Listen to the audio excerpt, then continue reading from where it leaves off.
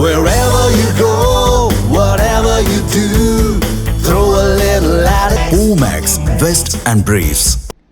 ஓட்டு திருட்டு என்கிற சர்ச்சையை கையில் எடுத்துக்கொண்டு காங்கிரஸ் எம்பி ராகுல் பீகாரில் போராட்டம் நடத்தி வருகிறார். மக்கள் பிரச்சினைகள் குறித்து பிரச்சாரம் செய்யாமல் இந்த ஓட்டு திருட்டு விவகாரம்தான் முக்கியம் என முடிவு செய்து அதையே முக்கிய பிரச்சாரமாக்கிவிட்டார் ராகுல்.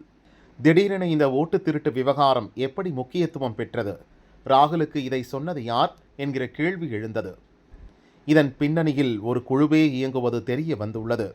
இதற்கெல்லாம் காரணம் ஒரு தமிழர். அவர்தான் பிரவீன் சக்கரவர்த்தி. தமிழகத்தைச் சேர்ந்தவர். காங்கிரசின் அகில இந்திய தொழில்நுட்ப பிரிவு தலைவர். இது தவிர கட்சியின் தரவு பகுப்பாய்வு துறை தலைவராகவும் உள்ளார். கட்சியின் முக்கிய திட்டங்கள் குறித்து ஆலோசனை தருவது, கட்சியின் தேர்தல் முடிவுகளை வைத்து அதற்கான டேட்டாக்களை ஆராய்ந்து அறிக்கை அளிப்பதை இவரது டீம் செய்யும்.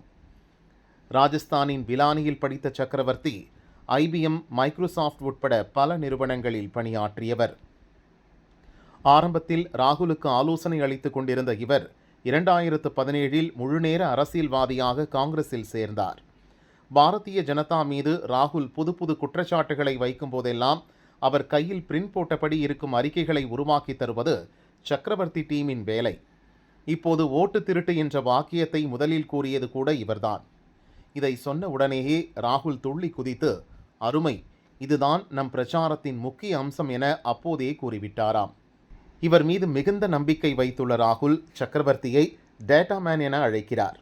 தமிழகத்தில் மாப்பிள்ளையும் மகனும் 30,000 கோடி ரூபாய்க்கு மேல் சேர்த்துவிட்டு என்ன செய்வது என தெரியாமல் திண்டாடுகின்றனர் என திமுக அமைச்சர் ஒருவர் சில ஆண்டுகளுக்கு முன் கூறினார். இந்த பணம் குறித்த டேட்டாவை அந்த அமைச்சருக்கு கூறியது பிரவீன் சக்கரவர்த்தி என திமுகவில் ஒரு பேச்சு உள்ளது.